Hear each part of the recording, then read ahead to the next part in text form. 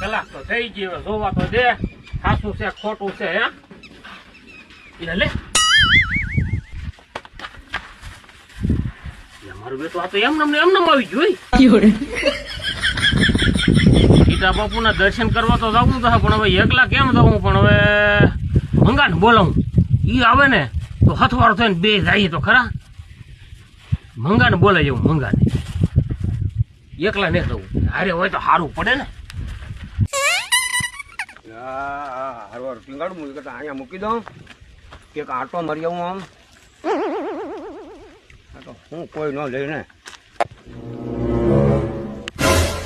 મંગા બાબા જશે વાડીમાં, પૈસા પૈસા લાગે જબલામાં કઈ, એનું જબલું ઉપાડી જવા દે.